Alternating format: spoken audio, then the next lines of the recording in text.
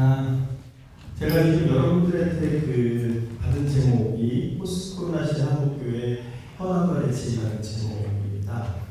네, 제가 오늘 주로 말씀드릴 내용은 최근에 저희 연구소에서 한국교회 트렌드 2023이라는 책이 나왔습니다. 요거는 여러분 기존에 보시면 서점에 가시면 대한민국 트렌드라고 해가지고 서울대 김남도 교수님 그 팀에서 수년간 해마다 한국사의 트렌드를 갖다가 이제 분석한 책을 해마다 내고 있고 이 해마다 베스트셀러가 되고 있습니다. 그런데 저희 노피레트 연구소가 계속 한국교회 현상을 이제 연구하면서 보다 보니까 특히 코로나 이후에 한국 사회와 한국 교회의 변화가 너무 급격하게 변하고 있는 겁니다. 그래서 이걸 한번 좀 정리를 한번 해보자 해서 한국교회 트렌드 2023이라는 책을 좀 만들어냈고요. 이게 지금 종교 분야의 거의 지금 탑으로 지금 온라인 서점에서 보면 탑으로 좀 나와 있는 책입니다. 이 책에 보면 지금 여러분 보시면 글씨 아마 지금 자료집에 여기에 없는데요. 한 10가지 키워드를 가지고 한국교회의 현재 현상들을 분석을 했습니다. 이 현상들이 10가지 정도가 나와 있는데 지금 보시면 플로팅 크리스천, SBNR, 하이브리드 처치, 몰라큐 라이프, 액티브 시니어, 쫓아가는 도망가는 세대, MZ세대. 이게 안 넘어가네요. 됐습니다. 그 다음에 온라인 교육, 퍼블릭 처치, 격차교회, 기후교회 10가지로 되어 있고 11번째 그 챕터에서는 미국 사회를 트렌드 사회를 갖다가 분석한 책입니다. 제가 오늘은 이 책에 나와 있는 내용을 중심으로 해서 여러분들 말씀드리는데 저한테 주어진 시간이 30분이기 때문에 이 시간 다 하기에는 너무 양이 많아서 그 중에서 중요한 것들만 제가 발췌했습니다.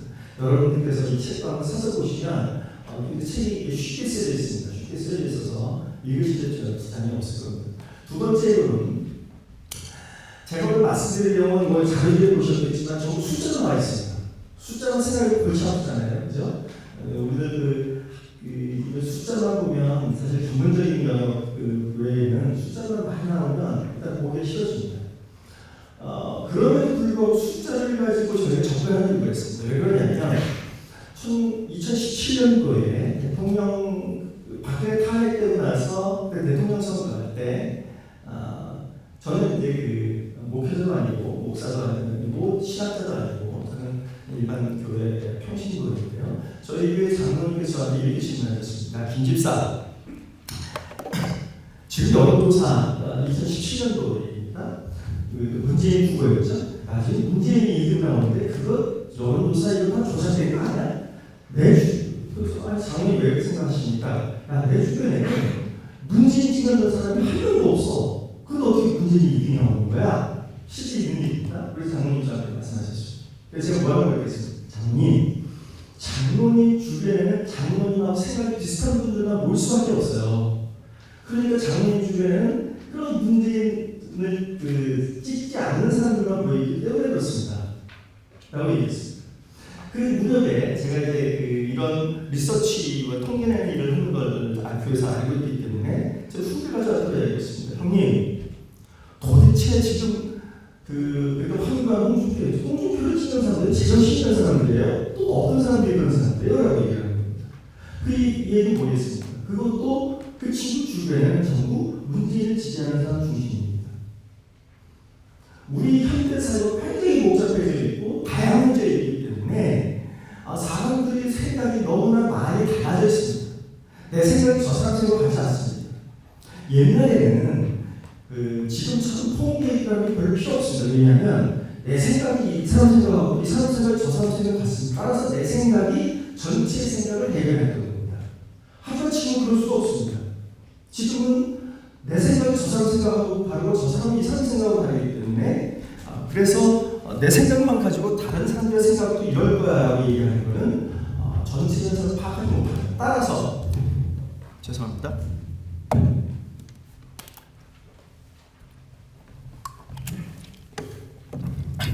따라서 현실을 객관적으로 인식하는 가장 좋은 방법이 뭐냐면 숫자 접근하는 겁니다.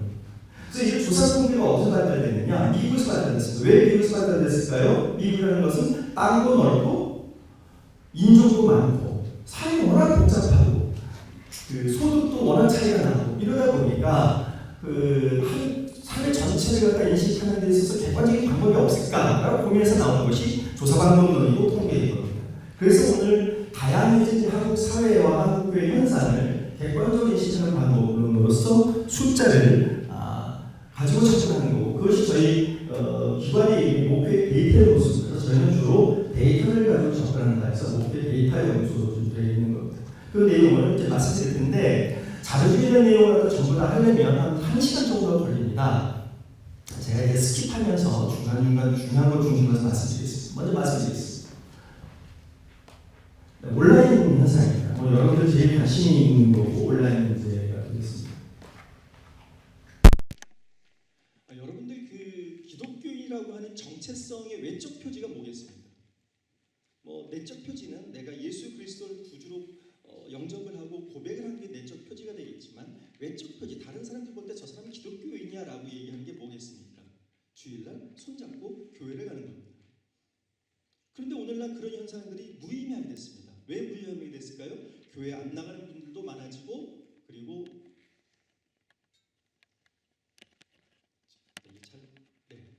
교회 안 나가는 분도 많아지고요. 그리고 온라인 예배를 드리는 분들도 상당히 많아집니다. 지금 여러분 잘 안 보이시면 자세히 보시면 되겠지만요.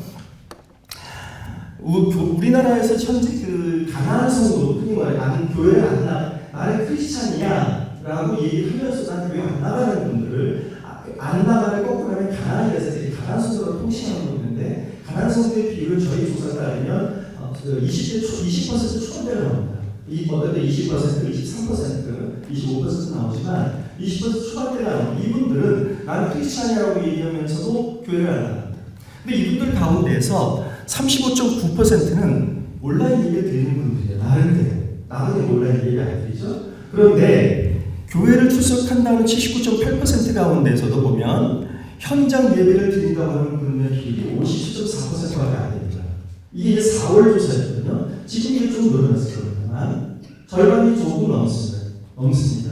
근데 이분들이 그 기존의 어떤 그 제도 종교, 그러니까 기존의 이제 교회라고 하는 기존의 교회 제도 관점에서 보면 이 교회 제도의 틀 안에 들어오는 분들이 아닙니다. 왜요?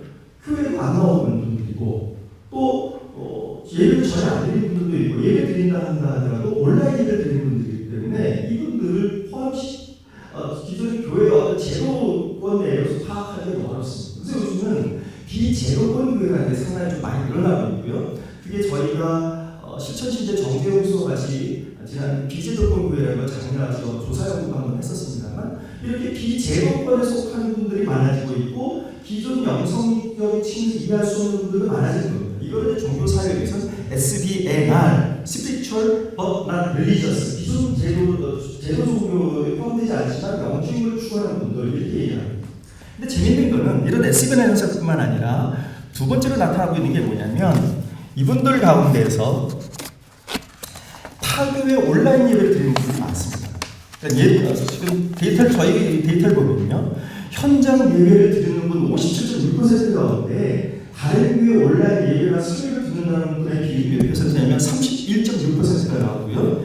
이 중에서 2개 이상의 교회 온라인 예배나 설교 듣는다는 분이 18.9%입니다. 그리고 현재 교회 현장 예배 드리지 않고 온라인 예배 드리는 분 가운데서도 22.8%가 다른 자기 교회 온라인 예배 드리지만 22.8%는 다른 교회 예배까지 같이 드리게 됩니다. 그러니까 지금 이런 현상은 사실 예전으로는 이해할 수 없던 현상입니다. 물론 예전에는 내 교회에서 목사님 설교를 듣지만 좀 다른 부분의 영적인 갈등을 치워서 기도를 많이 했습니다. 그 기도원 다닌 거를 가지고 지금 온라인에서 다른 교회 예배를 드리는 걸로 대체됐다고 볼 수 있는데요. 지금 이런 현상들이 좀 나타나고 있는 겁니다. 그러면 도대체 이런 사람들이 이렇게 크리스천을 얘기하는 교회 안 나가는 사람들이 왜 교회 물어봤습니다. 당신은 교회 안 나가면서 왜 스스로 크리스천이라고 생각합니까? 라고 물어봤더니요, 하나님의 존재를 믿기 때문에 라고 응답한 비율이 37.9%가 되지 않습니다. 그리고 예수님이 나의 죄를 대속하신 것을 믿기 때문에 10.3%가 되지 않습니다. 그러니까 나는 크리스찬이야라고 얘기하지만 그 중에 절반 정도만 하나님이 살아계시고 그리고 예수 그리스도가 나의 죄를 대속했다는 걸 믿기 때문에 크리스찬이라고 얘기하는 사람은 절반밖에 되지 않습니다. 나머지 절반이 뭡니까? 난 우리 집이 기독교 가정이기 때문에 그래. 난 오랜만 교회를 다녔기 때문에 라고 얘기합니다. 자, 이해가 되지 않습니다. 어떻게 예수 그리스도의 구원 대속의 죽음을 자기가 받아들이지 않음에도 불구하고 크리스찬이라고 얘기할 수 있는가? 근데 이분들은 분명히 크리스찬으로 자기를 인식하고 있던 겁니다. 이게 달라진 현상입니다.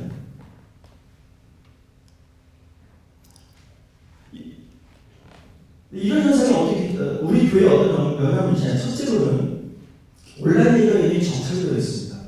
저희가 물어봤습니다. 요즘 목사님들이 온라인 현장 얘기를 많이 나오게 하기 위해서 이런 고민을 하십니다. 온라인 얘기를 중단할까?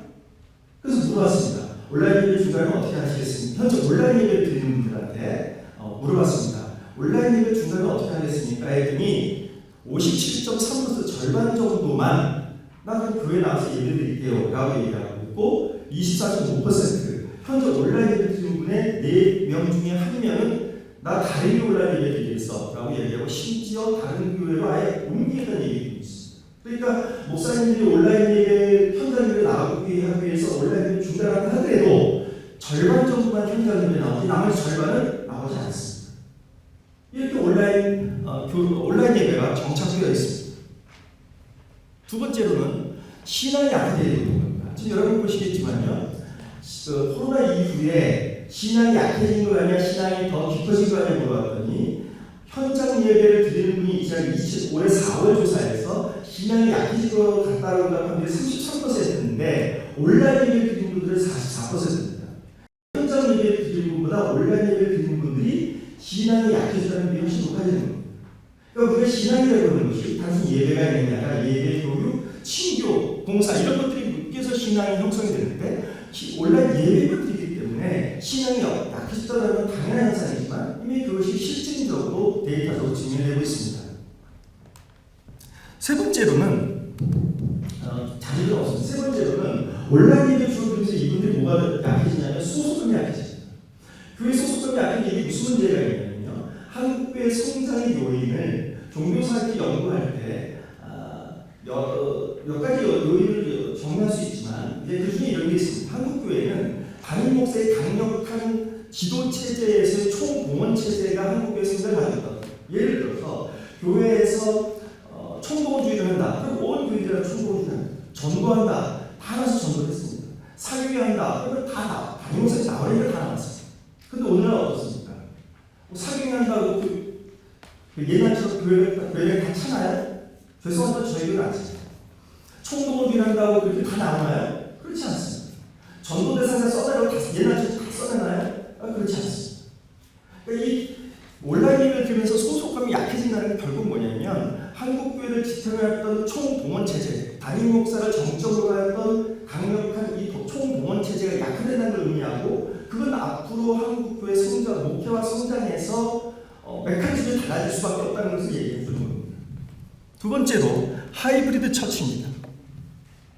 하이브리드 처치는 여러분 하이브리드 하면 뭐가 생각나십니까? 자동차가 생각나잖아요. 우리 하이브리드 자동차. 그죠? 그러니까 하이브리드 자동차는 뭐냐면 기존처럼 기름을 넣어서 움직이는 내연기관으로 움직이는 것과 전기 배터리로 움직이는 것. 이 두 가지 같이 움직이는 게 하이브리드 처치라고 그러는데 이미 온라인 예배가 앞서 말씀드린 정착하고 제거됐습니다. 이미 많은 분들이 온라인 예배를 드리고 있고요. 현장 예배 드리는 분들이 절반 한 60% 정도밖에 안 됩니다. 그리고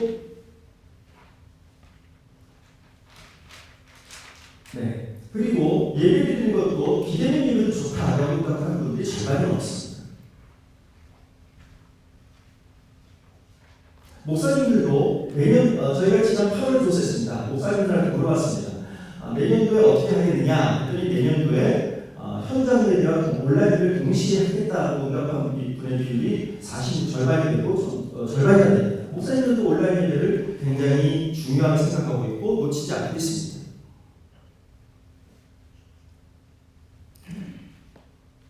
자, 그렇다면 온라인 예배를 어떻게 생각하나요? 지금 많은 목사님들이 온라인을 걱정합니다. 또 온라인 예배를 중단할 수는 없습니다. 따라서 우리의 시각이 어떻게 바뀌었냐면 온라인 예배냐 오프라인 예배냐가 중요한 게 아니고 온라인 예배와 오프라인 예배를 어떻게 잘 믹스할 거냐가 중요해집니다. 하이브리드 자동차는 어떤 기능을 하는 자동차냐면요. 출발할 때는 전기 배터리에서 구동이 됩니다. 그래서 달릴 때는 기름을 쓰는 에어기관으로 작동을 합니다.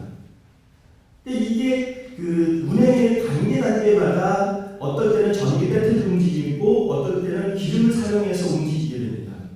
즉 경우마다 틀려지는 거죠. 그래서 앞으로 온라인과 오프라인의 문제를 어떤 게 옳으냐 어떻게 맞느냐로 가서는 어려서 물론 나는 교회가 가지고 뭐 어떻게 된다 하더라도 이것만 하겠어라는 시절을 다시는 할 수 없지만 현재 교인들을 모두 품는다는 생각을 가지면 온라인 문제와 오프라인 문제를 어느 것이 옳으냐 양자 틀린 문제를 가져갈 수 없습니다. 이거를 병행해서 가져가야 되는데 무조건 병행되는 게 아니라 어떤 순간에 어떤 거를 동원했을 때 훨씬 더 효과적이고 효율적이냐는 관심을 써 접근해야 됩니다. 그것이 최종 믹스입니다. 보시는 것처럼요. 온라인 예배 때 온라인으로 많이 하는 활동들이 예배 설교뿐만 아니라 찬양, 성경 신학 강의, 간증, 신앙 지식 교양을 얻는 데도 온라인을 많이 사용하고 있습니다. 이미 성도들은 온라인을 통해서 많은 신앙 활동을 하고 있기 때문에 이 부분을 잘 활용하시면 될 겁니다. 그리고 많은 분들이 줌과 같은 미팅, 줌을 통해서 또한 신앙적 모임도 많이 하고 있습니다.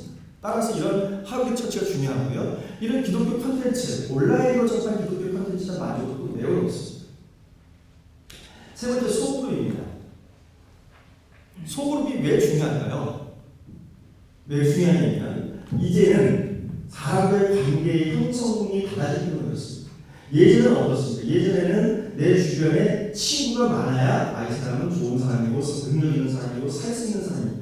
근데 요즘 그렇지 않습니다. 요즘은 친구를 많을수록 좋다해 그렇다고 응답한 사람이 34%밖에 안 되고요. 아니라고 얘기하는 사람이 50%나 됩니다. 넓은 인간관계에 필요함을 느끼는 게 요즘 사람입니다. 그렇다면 요즘 사람들은 어떤 욕구를 갖고 있을까요?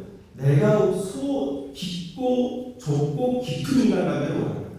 예전엔 넓은 인간관계가 좋은 인간관계였다면 지금은 좁고 깊은 인간관계를 원하는데 바로 내가 원하는 소수의 중요한 사람에게 인정을 받고 싶어하는 욕구를 갖고 있습니다.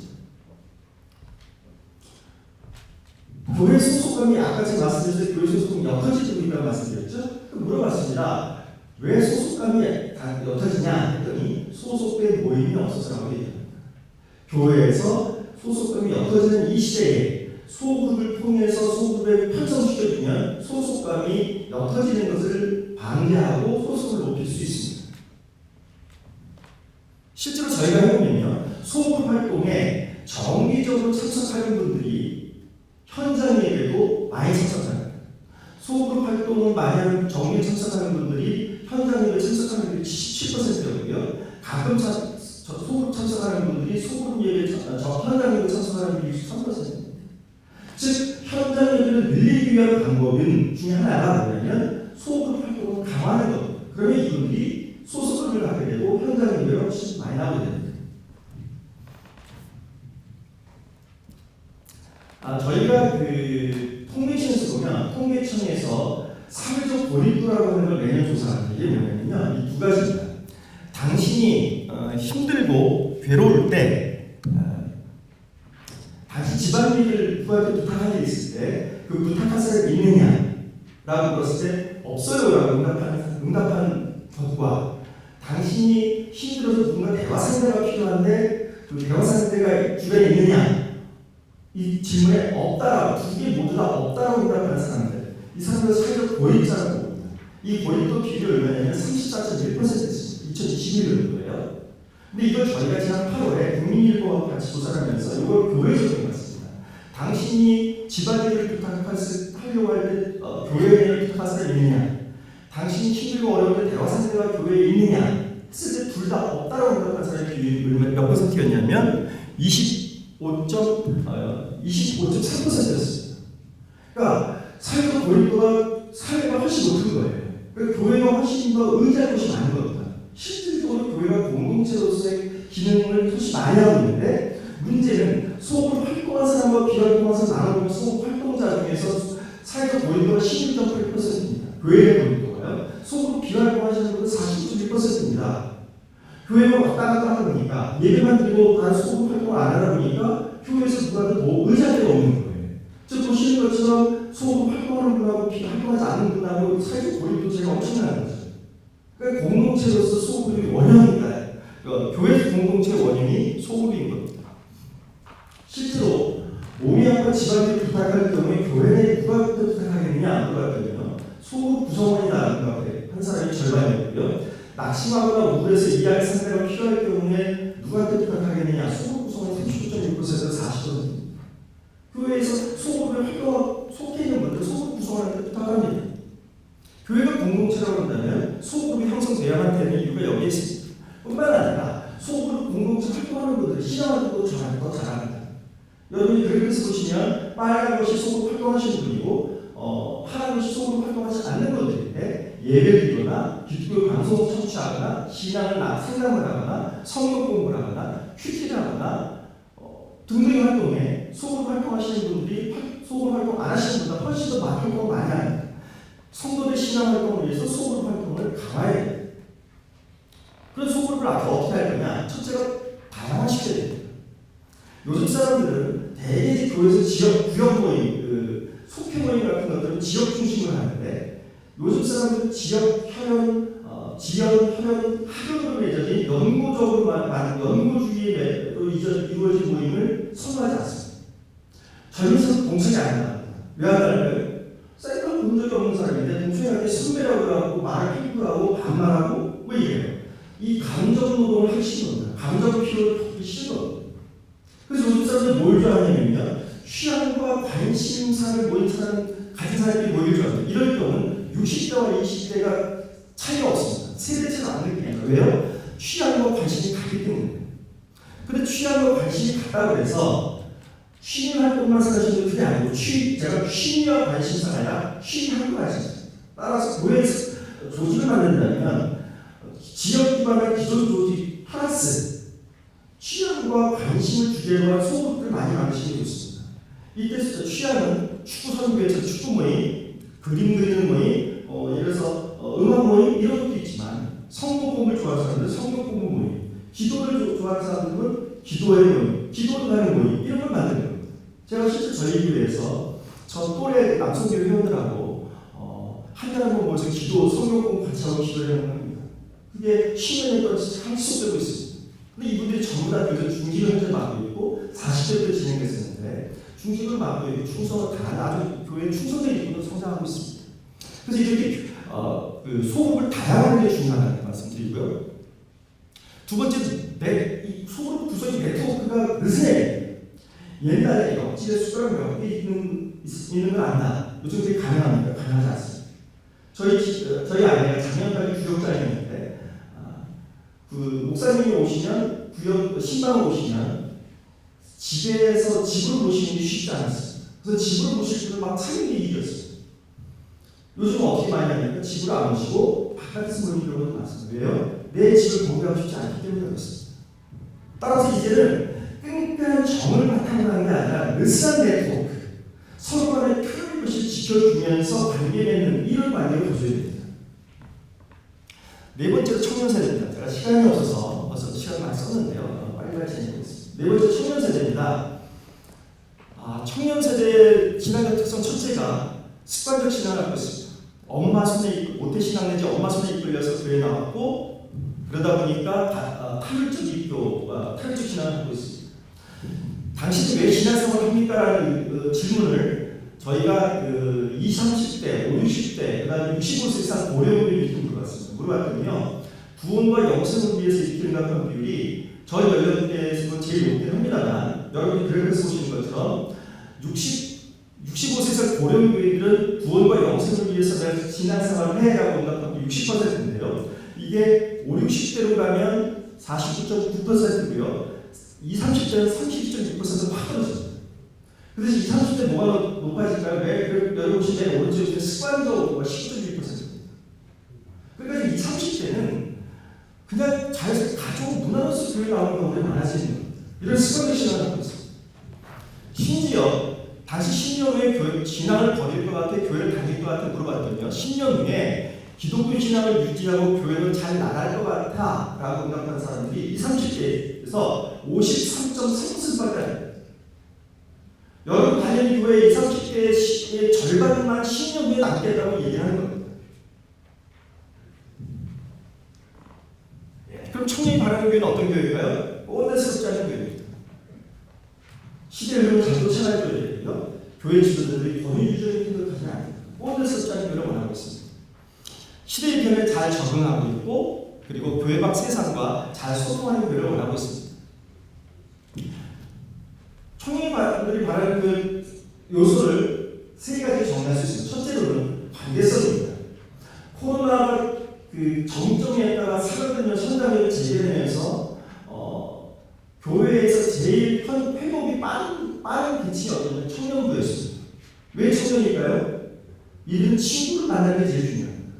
여러분 20, 30대 생각해보면 친구하고 관계가 제일 중요하게 생각하나요? 친구하고 어디 놀러가고 그러니까 친구를 만나서 되면 이들은 관계성은 무엇보다 중요하게 생각합니다.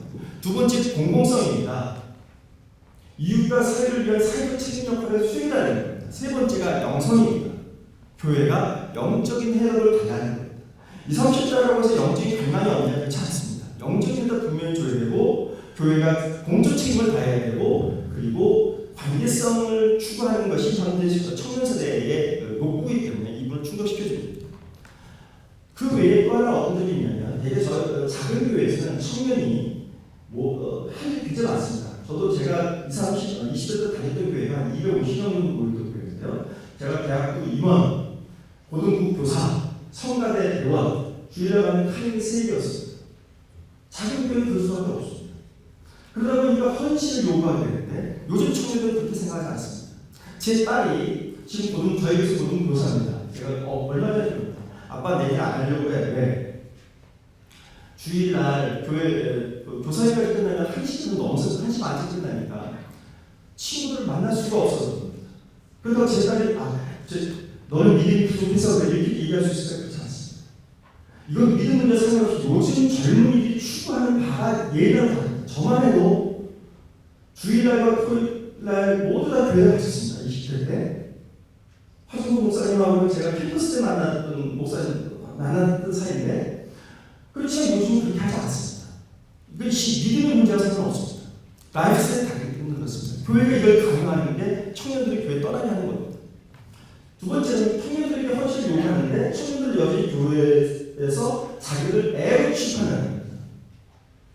자기들도 동네에 당당한 세리교인이기 때문에 교회의 당당한 주권자로서 자기들이 영향력을 발휘하고 싶어 하는 요구들이 분명히 있습니다. 다음에 모임 목표입니다. 그래서 제가 한 5분 정도, 한 7분 정도만 더 쓰겠습니다. 현재 인구가 되게 감소하고 있죠. 2020년도에 우리나라 인구 5,100만 명에서 점점 감소해서 2070년에 3,700만 명까지 줄 거로 예상됩니다. 고령 환승이 급격하게 진행되고 있습니다. 여러분 그 그래프에서 보시면 노란 부분이 65세 이상입니다. 법적으로 65세 이상이 돼야 우리나라 법적으로 노인입니다. 그래서 65세 돼서부터 지공적 지하철 공짜 패스가 나오는 거죠. 여기 비율 보시면 지금 점점 높아집니다. 특히 앞으로 시간이 갈수록 점점 높아집니다. 65세에서는 비율이 높아집니다. 왜 그러냐면 베이비 부모 세대가 이제 60대 편입되는 것입니다. 베이비 부모 세대는 1955년부터 1974년까지 베이비 부모 세대인데 이 베이비 부모 세대가 지금 60대로 편성되는 베이비 부모가 뭐냐면 출산율이 높았죠. 인구가 많은 겁니다. 근데 이들이 이제 60대로 편입이 되면서 베이비 부모 세대가 편입이 되면서 고령 양상이 급격하게 빨리 진행되게 됩니다. 근데 교회 고령화는 더 심각합니다. 교회 고령화는 일반 사회보다 최소 10% 이상은 더 진행이 됩니다. 근데 이거는 공식 통계고요. 실제로는 이보다 훨씬 더 높아집니다. 제가 다니는 교회 역사가 100년이 넘습니다. 100년이 넘는 교회인데 제가 해마다 저희 교인들의 교족부상의 인구 연령별 성별 연령별 구성비를 체크하고 그 다음에 실제 나오는 분들을 체크합니다. 저희 교회는 규정원도 봉투를 드립니다. 근데 봉투 이름이기 때문에 그 이름만 다 체크를 하면 이번 주일에 20대가 몇 명, 30대 몇 명이 날 수 있습니다. 저희가 교정을 보면 20, 30대, 40, 50대, 60대 이상 세 분을 낳았을 때 3대 3대 3입니다. 그런데 실제 나오는 분들을 보면 60세 이상이 줄어요. 실제 교수도 다른데 훨씬 더 출석하는 분들도 훨씬 더 고령화되어 있죠. 따라서 여러분 그래프에서 보시는 것보다 실제 교회 고령화는 훨씬 더 심각하게 진행될 수도 있다는 겁니다. 따라서 교인들이 절대 다수가 60세 이상이 많아지는 이 교회 현상에서 고령 교인이 행복하지 않으면 교회의 행복의 총량도 늘어나지 않습니다. 교회에서 모인 교인들이 불행하면 교회의 행복의 총량을 줄 수밖에 없습니다. 따라서 앞으로 모임 목표가 매우 중요해집니다. 근데 문제는 고령 세대로 분화하게 됩니다. 과거에 우리가 생각하는 노인의 개념이 아니라 액티브 시니어라는 분들이 나타납니다. 이분들은 어떤 분들입니까? 매일 부모 세대가 중증이 되는데요. 이들은 자산이 있습니다. 소득이 있습니다. 그리고 학력도 고학력입니다. 건강합니다. 그러다 보니까 여러분 그래프 보시면 왼쪽과 오른쪽처럼 노인의 이미지가 바뀌게 되고 있습니다. 우리나라의 절도 피의자 숫자가 제일 많은 연령대가 어딘지 아십니까? 60대 이상. 그 다음에 절도 피의자 숫자의 증가율을 보면 전 연령대에서 절도 피의자 숫자가 다 줄고 있는데 오직 늘고 있는 세대가 어딘지 아십니까? 60대. 그런데 또 돈 많은 고령들이 많습니다. 내 자녀를 대학에 보내기 위해서 조건이 세 가지 필요합니다. 첫째 뭐예요? 엄마의 정보예요. 둘째 아빠의 무관심. 셋째 할아버지의 재력. 할아버지의 재력. 왜? 사교육비를 지금 엄마 아빠 돈 가지고 사교육비 너무 많이 할 수가 없습니다. 할아버지 돈으로 사교육을 시켜야 되는 겁니다. 근데 그런 분들이 늘어나고 있는 거예요. 따라서 교회에서 늘어나기 때문에 교회에서도 이런 액티브 시니어와 그리스도인 분들이 구성이 돼 있어서 이분들을 하나로 접근할 수가 없는 현상이 나타나고 있습니다. 고령교회들은 교회 중심적 생활을 합니다. 왜 중심적 생활을 할까요? 시간이 많이 나기 때문에 교회 중심적 생활을 합니다. 그리고 이분들 나이가 많으니까 감사와 소망의 신앙을 하고 있고요. 문제는 교회에 가면 소외감을 느끼고 위축감을 느낍니다. 젊은 사람들 가면 눈치가 보인다. 이렇게 대답하는 분들이 40%, 65세 이상 교인들 가운데 젊은 사람들이 모이는 곳에서 눈치가 보인다가 40%입니다. 근데 이분들도 나이가 많다고 해서 무시하시면 안 됩니다. 요구는 굉장히 다양합니다. 그리고 그러다 보니까 포항제일교회는 이제 어떻게 하려면 지역 기반의 교구가 아니라 연령별로 교구를 쪼릅니다. 지금 여러분 그래프에서 보시지만 이게 지금 실험도 하고 있는데 이 실험이 어떻게 성공할 것인지 안 성공할 것인지 이게 굉장히 중요한 겁니다. 은퇴 전에 65세와 70세 이런 분들도 물어봤습니다. 다시 은퇴하면 교회 생각하고 싶어요? 아니요. 사역 안 하고 싶어요? 50%였습니다. 40.5%였어요. 근데 은퇴한 분들한테 물어봤습니다. 은퇴한 분들 중에 사역을 하고 싶다가 50%입니다. 은퇴 전에는 은퇴하면 젊은 사람들한테 양보해야지. 은퇴하니까 얻었습니다. 나 아직 건강해. 지적으로 주시지 않아? 영적으로도 내가 젊은 사람들하고 신앙상 잘하는 것 같아? 근데 난 사역하고 싶어라고 얘기해요. 심지어 평시도 선교사로 나오고 싶은 마음도 14%. 따라서 앞으로는 은퇴자, 70세, 만 70세 넘는 은퇴자분들은 어떻게 교회 사역의 주체로 삼을 거냐가 굉장히 중요한 가지입니다. 그럴 수밖에 없는 게 교회의 젊은 사람들 일꾼이 없어지기 때문에 현실적인 이유도 있고 또 실제로 이분들이 능력과 의욕이 있기 때문에 이분들을 어떻게 교회 사역에 포함시킬 거냐. 이 부분들에 대한 고민들이 반드시 수반돼야 노인 교회들이 행복해지고 그분들이 행복해져야 교회 전체가 행복해집니다. 네, 말 이렇게 간단하게 보겠습니다. 현재 교회의 공공성의 요구가 높습니다. 여러분 많이 들으시겠지만 교회 공공성의 요구가 매우 높은데요. 이 중에 한 방법을 마을 제한입니다. 교회 시대로는 급전직으로 많이 떨어지고 있습니다. 근데 마을 목회를 한 교회들 실제로 제가 조사를 해봤더니 마을 목회를 하게 될 경우에 그 마을에서 그 목회자와 교회의 신뢰도가 매우 높아지는 것으로 나타났습니다. 따라서 교회 신뢰를 높이기 위한 교회의 어떤 그 공공성을 마을 목회 찾는 것도 하나 방법이라고 생각합니다. 네, 이상으로 제가 준비한 내용을 좀 말씀드렸습니다. 더 좀 자세하게 설명드려야 되는데 시간 관계상 자세히 설명드리지 못한 걸 죄송스럽게 생각하고 제가 좀 더 자세한 내용을 아쉬우시면 아까 소개하신 책을 사서 보시면 도움이 좀 많이 될 것 같습니다. 감사합니다.